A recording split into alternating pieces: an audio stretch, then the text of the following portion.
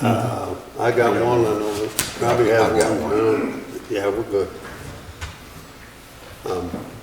Now, is that packet where Joe can look at it from Amelia Island?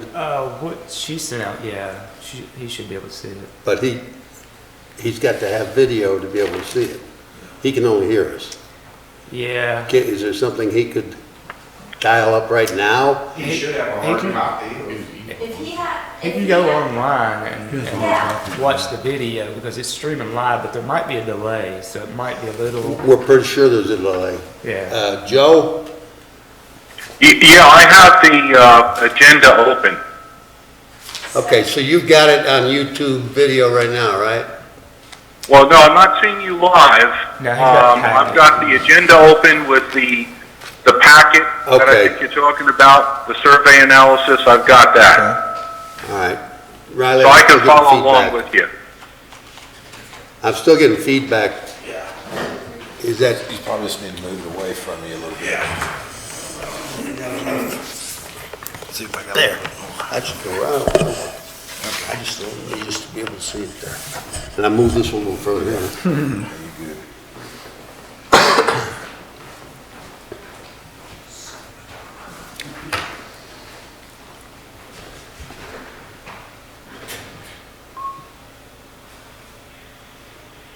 Anybody got 9 o'clock?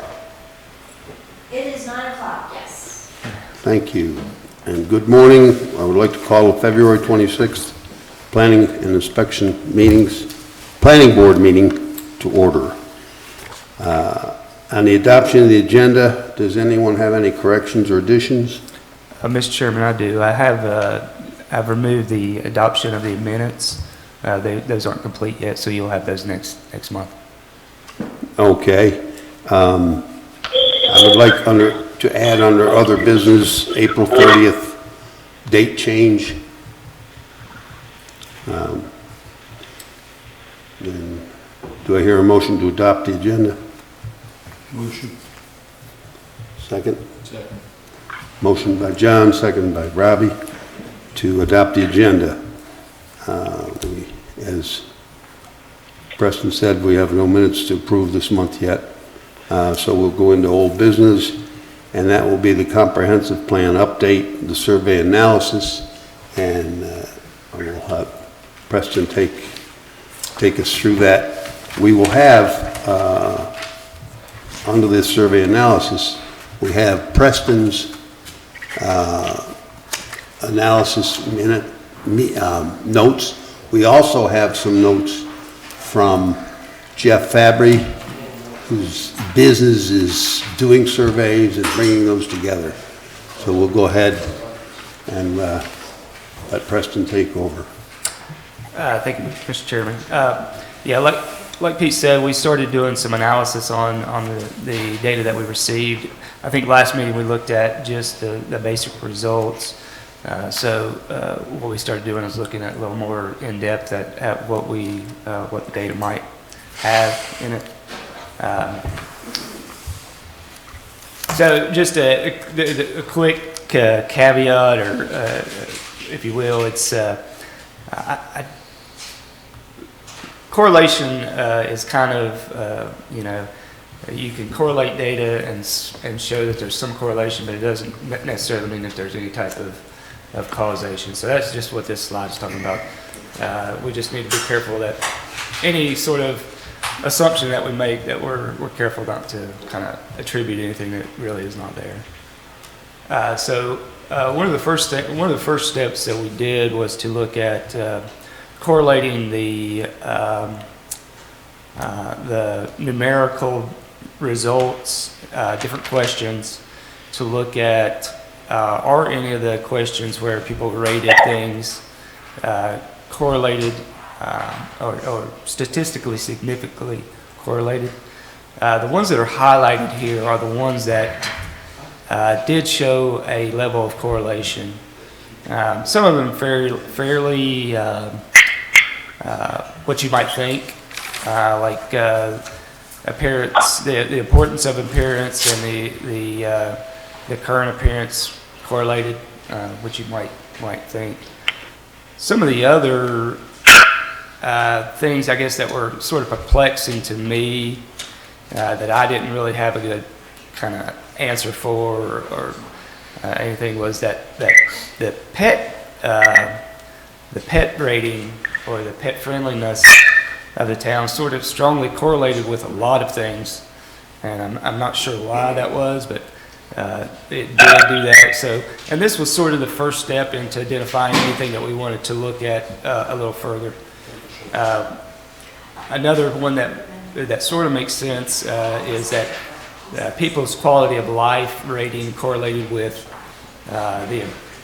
the current appearance, important appearance, biking and pet friendliness, those sorts of things, which we would kind of expect to see that strong correlation there. But that's what this table shows, is that first step in that analysis. Another early step in identifying any type of, I guess, I'm looking for the right word, but any sort of anomaly or type of something that might indicate we got some information there. We looked at the median and the mode for the different questions. So the median, for those of you that try to forget statistics like I have, is that middle value. If you lined up everything in a row, that middle value, whatever's in that middle position, is your median, and your mode is whatever answer was most commonly answered for that question. So one of the things, most everything kind of lined up, and these are the two age groups that we broke it into, is the 35 to 55 or 54, and then the 55 plus, and everything sort of lined up until you get to golf carts, which you can see on the younger age group. They put the median was a 4 and the mode was a 5. So the largest group answering was a 5, whereas in the 55 plus, the median was a 3, but the mode was a 1. So the biggest answer, Which is significant. Yeah, that's very significant. That's a big difference. Just a difference of 1 in a 700 survey, or this survey, just a difference of 1 is significant. Yeah, and that's just 2 is very significant. Yeah, and it just shows that there may be a difference in opinion in those two age groups. And the same was true for biking, a little less so. I think the older age group responded with a mode of neutral, so they were sort of neutral on the issue, the biggest group was. But there was a stronger support in the younger age group. So that, again, this was sort of the first step in getting into some of the later analysis that we look at here. Importance of aesthetics. We looked at this briefly in the last meeting, but everyone responded out of the entire group as a 4 or 5, which is important to very important. But we broke out the full-time residents, you can see that the very important jumped up quite a bit. I think 72% of the respondents said it was very important. So I think in both groups it was either important or very important, but with the full-time residents, obviously it was a little more important. Again, back to the golf carts, and this was just a breakdown of the group, how they answered. You can see there was a large, both groups really had a fair amount of neutral respondents, but you can see in the lower pie chart that the 18 to 54 had a much larger 4 or 5 rating on that, which was supportive or to very supportive. And then you can look at the other age group there to see that there was quite a larger opposed to very opposed. Again, with biking that we talked about earlier, this is the sort of breakdown of how they responded in those different age groups. The lower chart is the 18 to 54. It's not labeled there, but that's the younger age group. You can see that the 4 and 5 was much higher in that one, and then the neutral response were significant in the older age group. And yeah, I think in part of our comp plan, we talk about age diversity and trying to, and that goes towards that goal. If we're looking at trying to increase our age diversity, if we want to look at improving the town for those residents, then we might look at these sort of differences in opinions. Public transportation, we asked this question again, was one that we looked at before. There was... It doesn't seem to have much interest. It does not. You can see in both, even the younger age group, there was not a lot of support. I think there's still 54% that said no, they wouldn't use it. You know, it's a little higher than the older age group, but still was quite significant that there was not a lot of support for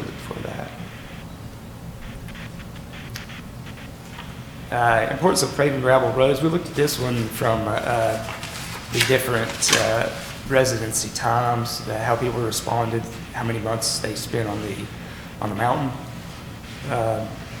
You can see that the full-time residents rated a little higher than most groups, but even the less than half-time group rated it as important, very important. More than half of them rated it that way. So I think the only group that I guess kind of rated it lower than I would expect was the in-between group, the more than half-time but less than full-time. But they had a lot of neutral responses. So that might tell us something about who has the important, or who considers that a more important issue. And that's all I have for you right now. Again, we're still looking into the data. If there's anything that you guys want to look at, or if you think that's worth looking at, just let me know. We'll continue to do that. All right, thank you. Overall, are you satisfied that the survey has good numerical value for what we intended it? Personally, I do. I do. I don't see anything that I mean, this was, you know, we've gone through the data quite a bit, and there was, you know, what I've showed you here is really the only thing that kind of stood out so far. I mean, we can look at it a little further, but you know, that other than what I brought up here, I think the results that we got are pretty consistent across the board. So I think the survey, by definition, is heavily biased. Yeah. And so you have to understand who filled out the survey. To cut this short, the next time we ever do it, we're going to have another age category in there, because over 55, we need to have a break at 65, something like that, just because we're going to have a better definition of what's going on. So, but the survey results, you know, they can't discern cause and effect, as you stated earlier. Yeah. Couple interesting things is that in analyzing that data, there are only 7 people, all but 7 people own property. So there are only 7 non-property owners who responded to it. Again, and you factored in the age part of it, and as Peter pointed out last month, you know, this is a long-range planning. So when we're looking at these answers and weighting them, we need to be, when we have our meetings or when we're rewriting the book, we need to be weighting the 35-year-old group a little heavier than what the 55-year-old person wants. Because I don't think I'm going to be around the next time they, you know, but the 35s, they will be. And it's, again, what we're trying to do for our town. With that said, we now have the survey. We had all of the initial long-range plan meetings broken down by chapter. So it's time to, and we now have an update on the demographics. So I think we move forward by rewriting those chapters that we're waiting on, that information. And Preston, you and I talked the other day about, we'll get those chapters rewritten and meet with the subcommittees that worked on each of those chapters, and then get it ready for presentation for a open town meeting. And then if anything significant there, changes it, and then we'll about have it ready to go to council for their adoption. Anyone, at this time, I'd like to ask anyone if they have any other comments on that. Joe? No, I'm with you and I'm hearing everything. I don't have a comment right now. All right. Then it looked like we have the plan to move forward with that. And I think the next thing we'll see is chapters coming to us as planning board members for input on how that section's written. Yeah, what we'll do is we'll start getting you the chapters to look at, read through. And most of the changes will be from our work groups that we had with staff and other members. If you see something in the data or analysis that you think might affect one of our goals or policies or anything that you think we might, just let us know. We can talk about those separately or bring those up at a meeting or however we want to do that. What I'd like to try and do, Preston, is when we sit down or when we say, okay, we're going to work on this chapter, go back to the original list that we developed and assign the chapters and say, hey, you bring your notes too, even though we have your notes from that meeting, you bring them because you also have the mental portion of that you inputted on. Anything else to come about the comprehensive plan survey update? All right, then we'll move on to other business. The only thing I have under other business is the April 30th meeting is scheduled and advertised, and I would like to request a change of that meeting be moved back 1 week to April 23rd. Any objections? Hearing none. So moved. All right. That concludes everything that's on the document. At this time, I'd like to ask each member if they have anything that they wish to address the planning board on. John? No, I think it's fine. Peter? Well, I think that the survey and everything here is, all this is going to change in time, of course, and we have to remember that people's needs and wants and whatever are going to be different next year and the following year, and as people, the 35 reach 45, and like you say, the 55 reach 65, and the 65 reach 85, So all that's going to have to be taken in consideration too. And the next time we review it, which will probably be in 5 to 7 years, It's going to those be different. ages are going to be there. Yeah. Those new changes will show up if the millennials want to change it from Yeah, from what us war babies want. it is set up to update every 5 years, and that's specifically because of what you're saying. People's attitudes change, things change, the economy changes, Right. So we do this every 5 years to kind of make sure that we're still on the right track if we need to change anything. But I think what we've figured out from this episode is that not a lot has changed in our opinions. There may be some minor things that we need to tweak, but we'll update the plan to reflect those changes, and then in another 5 years, and we have our survey, we have our, our questions that we asked before, and we have them, so we can look at, are there attitudes changing in the town, or those sorts of things too, so. Right. Yeah. Thank you. Joe? Well, I think that was a good point that was just made, that the age group is a moving group, and ages move up year by year. What we have now is a composite of what exists now in our community, and if we serve that composite well now, as long as those age groups don't change dramatically, I think we'll be doing the right thing. I'm not sure we can move age groups to a larger proportion, for example, the 35-year-old group, by making certain changes. I'm not sure that that's going to automatically increase the size of that group.